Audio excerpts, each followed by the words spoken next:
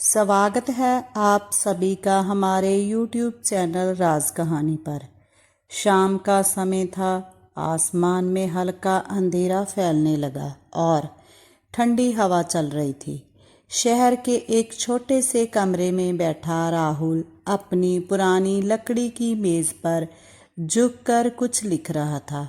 कमरा बहुत साधारण था। एक टूटी हुई कुर्सी, एक छोटा सा पंखा और चारों तरफ किताबें ही किताबें। राहुल एक लेखक था।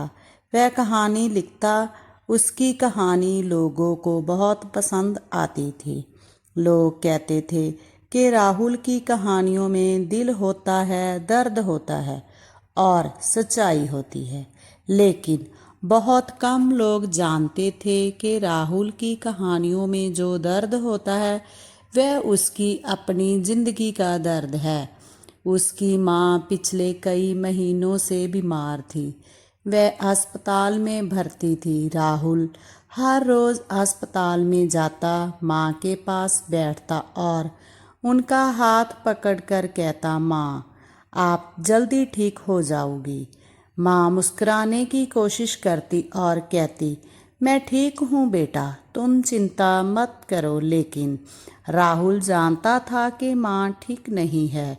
डॉक्टरों ने साफ कहा था कि अगर जल्दी ऑपरेशन नहीं हुआ तो उनकी जान बचाना मुश्किल होगा और ऑपरेशन के लिए चाहिए थे बहुत सारे पैसे। इतने पैसे के जितने राहुल ने कभी एक साथ देखे भी नहीं थे। उसे दिन राहुल डॉक्टर के पास कमरे में बैठा था। डॉक्टर ने फाइल बंद करते हुए कहा, देखो राहुल, हमें जल्द से जल्द ऑपरेशन करना पड़ेगा वरना हम कुछ नहीं कर पाएंगे। राहुल की आंखों में डर था। उत्तर आया डॉक्टर ने, कितना खर्च आएगा? डॉक्टर ने धीरे से कहा, करीब 2 लाख। राहुल के हाथ कांपने लगे। 2 लाख उसके लिए यह एक बहुत बड़ी रकम थी। वह चुपचाप अस्पताल से बाहर निकल आया। रात के अंधेरे में सड़क पर चलते हुए राहुल के मन में सिर्फ एक ही बात घूम रही थी, मुझे पैसे चाहिए। जैसे भी अगले ही दिन से राहुल ने दिन रात लिखना शुरू कर दिया। वह छोटी छोटी कहानी लिखकर मैगजीन और वेबसाइट को भेजता। कभी 500 मिलते, कभी 1000, लेकिन यह रकम बहुत कम थी माँ का ऑपरेशन कराने के लिए। उसे अभी भी बहुत सारे पैसे चाहिए थे। एक रात राहुल अस्पताल में माँ के पास बैठा था। माँ सो रही थी। राहुल उनकी ओर देख रहा था।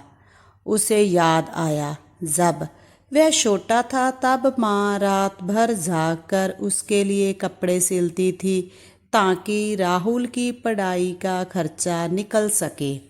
जब राहुल स्कूल जाता, माँ उसके बैग में टिफ़िन रखती और प्यार से कहती, बेटा खूब पढ़ना, एक दिन बड़ा आदमी बनना। आज वही माँ अस्पताल के बिस्तर पर कमज़ोर होकर लेटी थी। राहुल की आंखों से आंसू निकल आए। उसने धीरे से माँ का हाथ पकड़ा और मन ही मन कहा, माँ मैं आपको कुछ नहीं होने दूंगा। उसे रात राहुल ने फैसला किया कि वह अपनी ज़िंदगी की सबसे बड़ी और सबसे ख़ास कहानी लिखेगा। एक ऐसी कहानी जो लोगों के दिल को छू जाए, जो पढ़कर लोग रो पड़े और वह कहानी अच्छे पैसे में बिकेगी। उसी दिन से राहुल ने लिखना शुरू किया। वह हर रोज़ कई घंटे लिखता, कभी रात के 2 बजे, कभी सुबह के 4 बजे तक उसकी आंखें लाल हो जाती, लेकिन वह लिखना नहीं छोड़ता। उस कहानी में एक बेटे की कहानी थी जो अपनी माँ के लिए दुनिया से लड़ जाता है, जो हर मुश्किल को पार करता है और अंत में अपनी माँ को बचा लेता है। राहुल लिखते लिखते खुद रो पड़ता, क्योंकि उसे लगता था कि वह कहानी नहीं, अपनी जिंदगी लिख रहा है। दिन गुजरते गए। आखिरकार एक रात राहुल ने वह कहानी पूरी कर ली।